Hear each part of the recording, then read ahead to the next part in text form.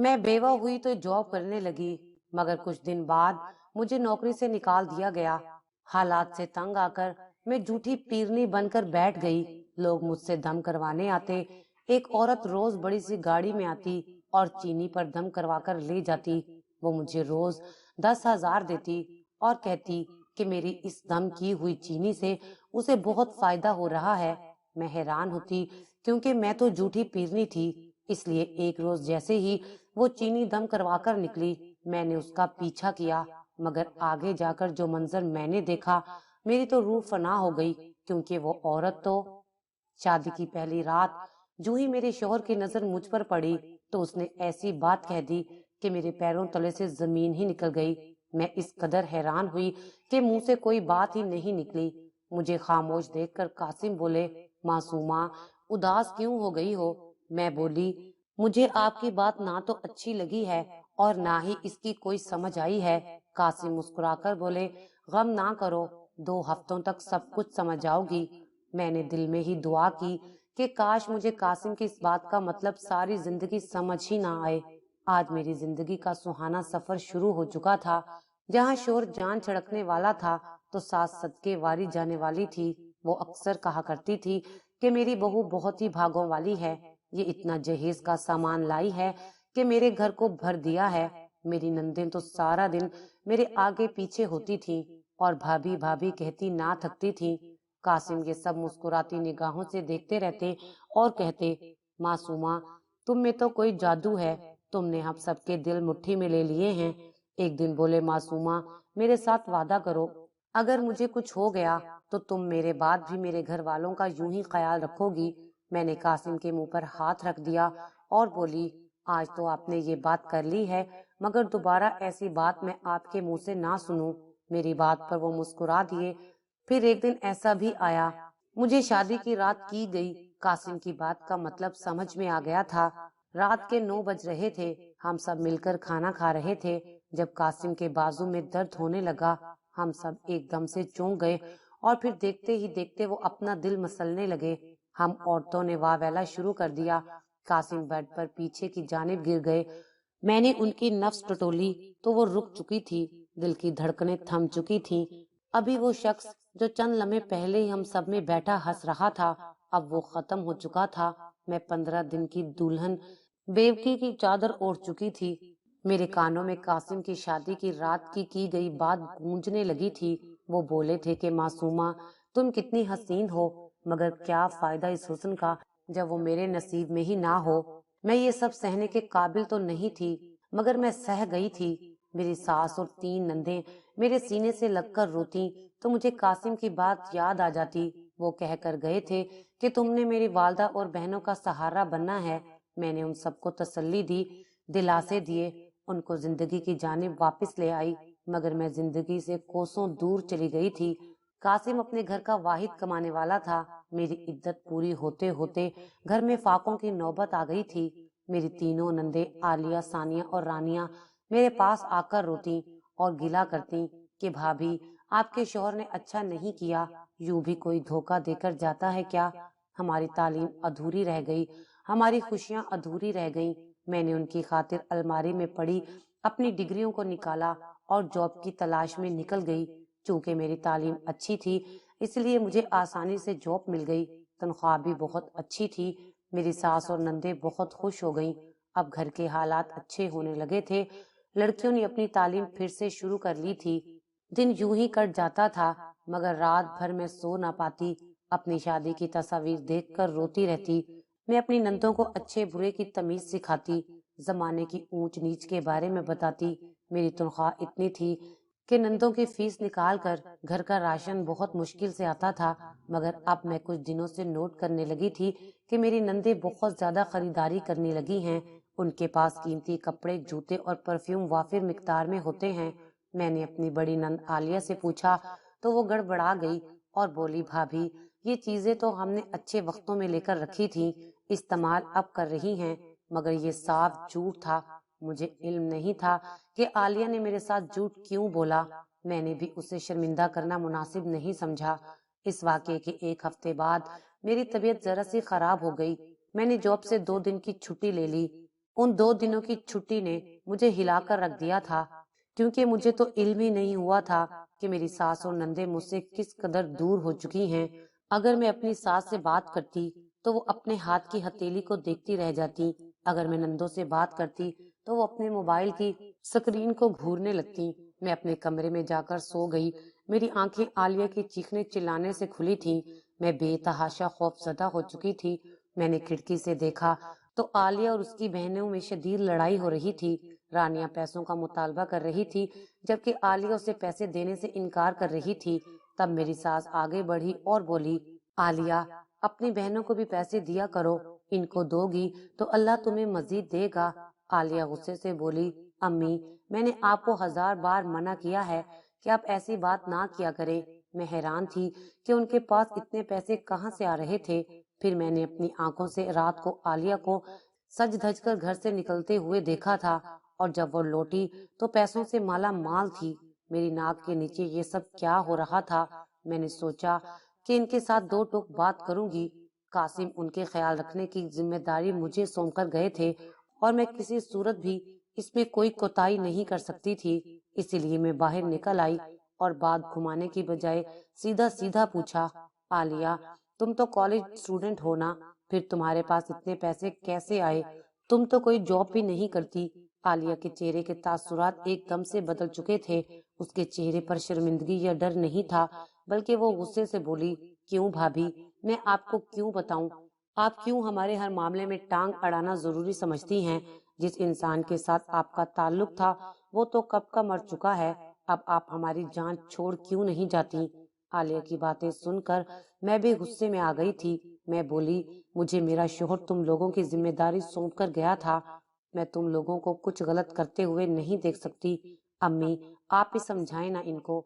मेरी बात अभी खत्म भी नहीं हुई थी कि मेरी तीनों नंदों और सास ने मुझे इतनी बातें सुनाई कि खौफ से मेरी टांगें लरजने लगी थी। मैं रोते हुए बोली, अम्मी, आपको वो वक्त भूल गया है क्या, जब मैंने सिर्फ 2 हफ्तों की शादी के बाद भी आपको तन्हा नहीं छोड़ा था, दूसरी शादी का नहीं सोचा था, अपने शोहर की तरह आप लोगों का सहारा बनी, आप लोगों के लिए मेहनत की, पैसा कमाया, और आज आप ये सब बातें सुना रही हैं।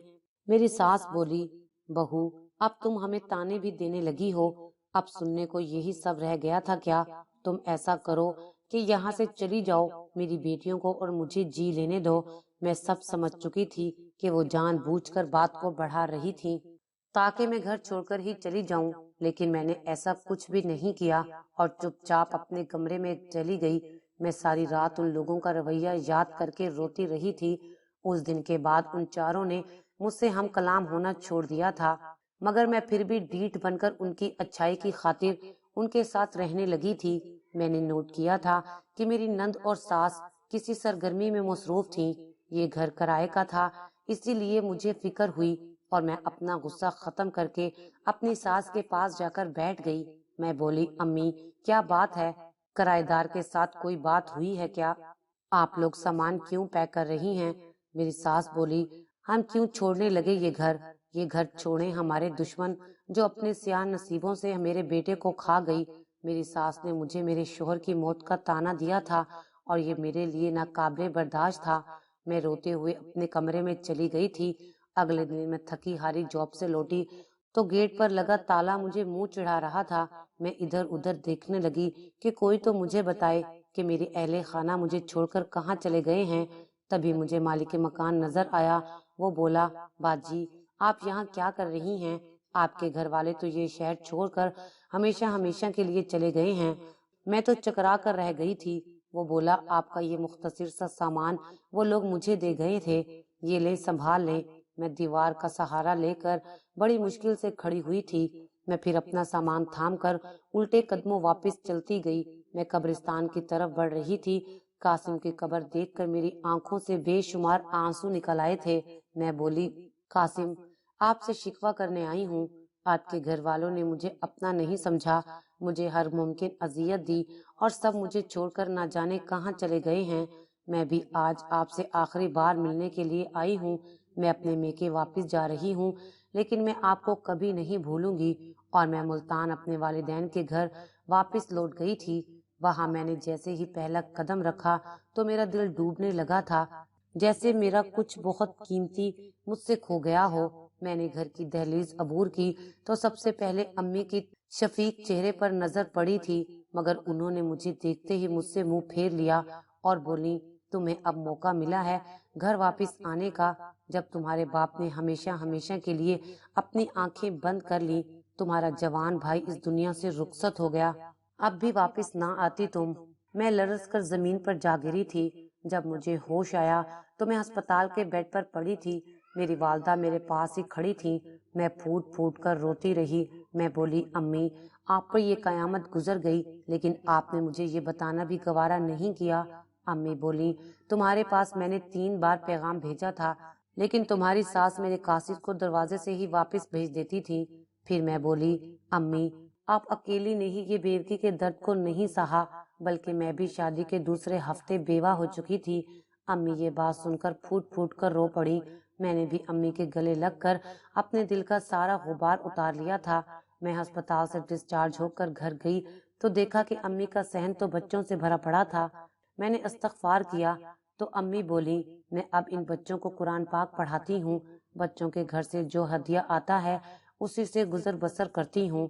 اب میں نے امی کا ہاتھ بٹانا شروع کر دیا تھا، کیونکہ میں جاب چھوڑ آئی تھی۔ ہم دونوں مل جل کر بچوں کو تعلیم دینے لگی تھی۔ ہم دونوں کا گزارا احسن طریقے سے ہو جاتا تھا۔ ایک دن ایک عورت ہمارے گھر آئی تو وہ بولی، میں اس شہر میں پہلی دفعہ آئی ہوں، اس محلے سے گزر رہی تھی تو بچوں کے قرآن پاک پڑھنے کی آواز آنے لگی۔ مجھے علم ہو گیا کہ یہ گھر تو خدا کی محبوب ہستیوں کا ہے۔ میں آپ سے دعا کروانے آئی ہوں۔ کچھ عرصہ قبل ہی میری شادی ہوئی ہے، مگر میں بے اولاد ہوں۔ میرا شوہر مجھے پوچھتا تک نہیں ہے، بس مجھ پر شک کرتا رہتا ہے، حالانکہ میری ساس تو مجھے بہت چاہوں سے بیاہ کر آئی تھی۔ اب میری زندگی بہت مشکل سے گزر رہی ہے، آپ ہی کوئی دعا کریں کہ میرا شوہر میرا ہو جائے۔ مجھے اس عورت کے لیے بہت دکھ ہوا، پھر خیال آیا کہ اللہ کے پاک کلام کی تاثیر ہی ایسی ہے، جس مقصد کے لیے بھی پڑھو ہر مقصد پورا ہو جاتا ہے۔ یوں میں نے اسے چینی پر دم کر کے دیا اور کہا، روزانہ شوہر کو چائے میں گھول کر پلانا، شوہر تمہارا تابعدار ہو جائے گا۔ اس عورت نے چینی لے کر مجھے 10,000 دیے۔ میں نے لینے سے انکار کیا تو وہ مجھے زبردستی دے کر چلی گئی۔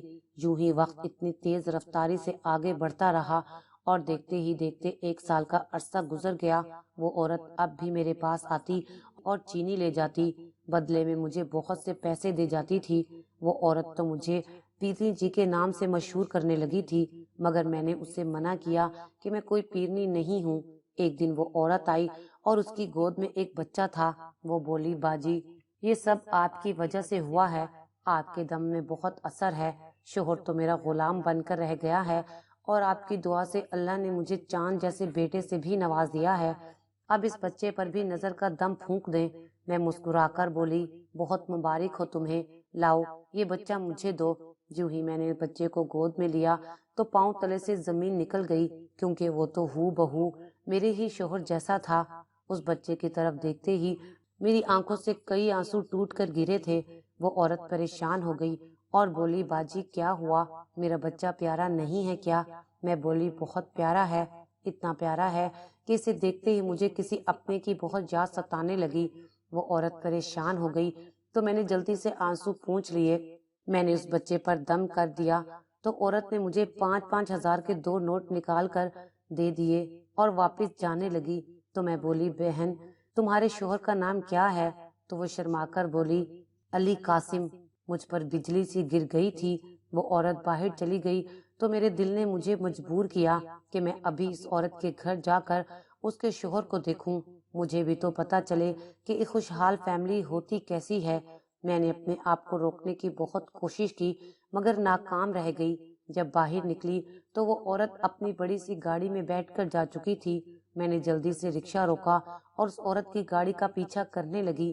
دیکھتے ہی دیکھتے اس عورت کی گاڑی ایک پوش علاقے میں داخل ہو چکی تھی اور پھر اس عورت کی گاڑی ایک بہت بڑے بنگلے کے اندر چلی گئی۔ میں بھی اپنے رکشے سے اتری، گھر کا گیٹ کھٹکھٹانے لگی۔ تھوڑی دیر کے بعد چوکیدار نے دروازہ کھولا تو میں بولی، آپ کی مالکن میرے گھر بہت قیمتی چیز بھول گئی ہیں، وہی دینے آئی ہوں۔ चौकीदार ने मुझे अंदर आने की इजाजत दे दी। मैं राहदारी अबूर करके जैसे ही लाउंज में दाखिल हुई तो मैं चकराने लगी थी। सामने ही उस औरत का शोहर अली कासिम खड़ा था, जिसने हाथ में चाय का मग पकड़ा हुआ था। वो मग उसके हाथ से छूटकर नीचे गिर पड़ा तो उसकी बीवी ने मुड़कर देखा। वो भागकर मेरे पास आई और बोली, बाजी आप यहाँ कैसे? मैं बोली, बहन मेरी शादी हुई तो 2 हफ्ते बाद मेरा शोहर इंतकाल कर गया था। मरने से पहले उसने अपनी वालदा और बहनों की हिफाजत की जिम्मेदारी मुझे दे दी थी। मैंने जी जान मार कर उनके अच्छे बुरे का ख्याल रखा, मगर एक दिन जॉब से वापस आई तो वो लोग मुझे छोड़कर कहीं और चले गए। फिर मैं अपनी वालदा के पास आ गई तो यहाँ बच्चों को कुरान पाक पढ़ाने लगी। आज जब तुम अपने बच्चे को लेकर मेरे पास आई तो दिल में ख्वाहिश जागी कि तुम्हारी छोटी सी खूबसूरत फैमिली तो देख लूं। ये बात सुनकर ही अली कासिम आगे बढ़ा और उसने मुझे झंझोड़ डाला और चीख चीख कर बोला, बकवास कर रही हो तुम? अरे तुम तो इतनी घटिया औरत निकली कि अपने शोहर की कब्र की मट्टी भी सूखने नहीं दी और सीधा अपने आशना के साथ भाग गई। वो औरत आगे बढ़ी और अपने शोहर को रोकने लगी। बोली, खुदारा ऐसे मत करें, ये बड़ी अल्लाह वाली औरत है। आप क्या लगते हैं इनके जो इस लहजे में बात कर रहे हैं? मैं बोली, बहन यही तो मेरा मरा हुआ शोहर है, ना जाने अब कैसे जिंदा हो गया है और मुझ पर तोहमतें बांधने लगा है। वो औरत एकदम गुस्से में आ गई और बोली, कासिम क्या ये औरत सच कह रही है? कासिम ने सर हिला दिया था। वो बोला, सिद्रा मैं तुम्हें बताता हूँ कि क्या हुआ था। सुनो, मैं 3 जवान बहनों और बेवा माँ का इकलौता सहारा था। गुर्बत हमारे घर में सुबह शाम रक्स किया करती थी। मेरे पास इतनी तालीम नहीं थी कि मैं इस मुल्क में अच्छी नौकरी ढूंढ सकता और इतने पैसे भी नहीं थे कि किसी और मुल्क का वीजा ले सकता। इसलिए मैंने गैर कानूनी तौर पर स्पेन जाने का फैसला कर लिया था। एजेंट से बात भी हो गई थी, लेकिन तभी अम्मी ने मेरे लिए रिश्ता ढूंढ लिया। बाप की कस्में देकर मेरी शादी जबरदस्ती मासूमा से करवा दी। शादी की पहली रात ही मुझे अपनी बीवी से मोहब्बत हो गई थी, मगर तब मेरे पास वक्त बहुत कम था। एजेंट ने मुझे 2 हफ्ते का वक्त दे रखा था। मैंने अपनी बीवी के सपुर्द अपनी माँ और बहनों को किया और उसके सामने नाटक करके मर गया, क्योंकि अगर मैं घर वालों को यूं जाने का बताता तो हरगिज इजाजत ना मिलती और फिर मुझे तो गैर कानूनी तरीके से जाना था। जिंदगी मौत का कोई भरोसा नहीं था। हो सकता था कि मैं रास्ते में ही खत्म हो जाता या फिर सारी उम्र स्पेन की जेल में सड़ता रहता। मैं अपने घर वालों को इंतजार की अजियत में डालकर नहीं जाना चाहता था, इसलिए मरने का नाटक किया। फिर यूं मैं स्पेन चला गया, मगर मेरी किस्मत अच्छी निकली क्योंकि मैं बच निकला था। मैं पैसे कमाने लगा और मेरे हालात बदलने लगे। मैंने अपनी बहन आलिया से राब्ता किया तो उसको मेरे जिंदा होने का ही यकीन नहीं आ रहा था। खैर मैंने उससे कहा कि अभी मेरी बीवी को मेरे जिंदा होने की खबर मत देना, मैं उसको सरप्राइज देना चाहता हूँ। मैं मासूमा के लिए भी खातिर ख्वाह रकम भेजता रहा, लेकिन जब मेरे वापस आने में 3 हफ्ते रह गए तब मुझे इल्म हुआ कि मेरी बीवी तो घर छोड़कर भाग गई है। मेरी वालदा और बहनों को लोग इतनी बातें सुनाते थे कि उन्हें वो घर छोड़कर यहाँ मुल्तान में आकर बसना पड़ा। मैं पाकिस्तान आ गया था, मगर मैं मजनू बन चुका था। अम्मी ने मेरी हालत के पेशे नजर मेरी दूसरी शादी जबरदस्ती ही करवा दी थी। मगर सिद्रा, मैं तुमसे नफरत करता था। मुझे लगता था कि तुम भी धोखेबाज निकलोगी, लेकिन फिर मुझे मालूम हो गया कि तुम वाकई अच्छी लड़की हो, इसलिए मैं तुम्हारे साथ ठीक हो गया और अब हमारे पास हमारा बेटा भी मौजूद है। मासूमा, तुम्हारी बेहतरी इसी में है कि मेरा घर छोड़कर फौरन चली जाओ। मैं बोली, नहीं, मैं अपनी असलियत बताकर ही जाऊंगी। तभी मुझे अपनी सास की आवाज सुनाई दी। वो व्हील चेयर पर बैठी थी। वो बोली, तुम्हारी दास्तान मैं सुनाऊंगी, आज तुम चुप रहो। फिर वो बोली, कासिम, तुम्हारे जाने के बाद तुम्हारी बीवी हमारे लिए घना दरख्त बन चुकी थी। इसने हमारा पेट पालने के लिए जॉब की, तुम्हारी बहनों को पढ़ाया। फिर तुमने जब आलिया से राब्ता कर लिया तो हमें मासूमा बुरी लगने लगी। उसको बिना बताए ही हम मुल्तान आ गए। पैसों की लालच में हमने तुम्हें ये बताया कि वो तो किसी के साथ भाग गई है। इस झूठ का बदला अल्लाह ने मुझे फालिज करके दे दिया। मेरी आलिया को शादी के पहले ही हफ्ते तलाक हो गई। रानिया के बच्चे ही नहीं हुए और सबसे छोटी का तो रिश्ता ही नहीं मिलता। मुझे अपने किए की सजा मिल गई है। अब तुम हमें माफ कर दो। कासिम तो सदमे से पागल होने वाले थे। रो रो कर कहने लगे, अम्मी, आपने मेरे साथ बहुत बड़ा जुल्म किया है। आपको मेरी इस अजियत का अंदाजा ही नहीं। جس سے میں روزو شب گزرتا ہوں۔ قاسم نے میرے قدموں میں گر کر معافی مانگی تو میں نے اسے معاف کر دیا، کیونکہ میں آج بھی اپنے شوہر سے بہت محبت کرتی تھی۔ پھر میری والدہ بھی انتقال کر چکی تھی، میں کس کے ساتھ رہتی؟ سدرا نے بھی ساری سچائی جاننے کے بعد مجھے قبول کر لیا تھا۔ اب ہم سوتنوں کی طرح نہیں بلکہ بہنوں کی طرح رہتی ہیں۔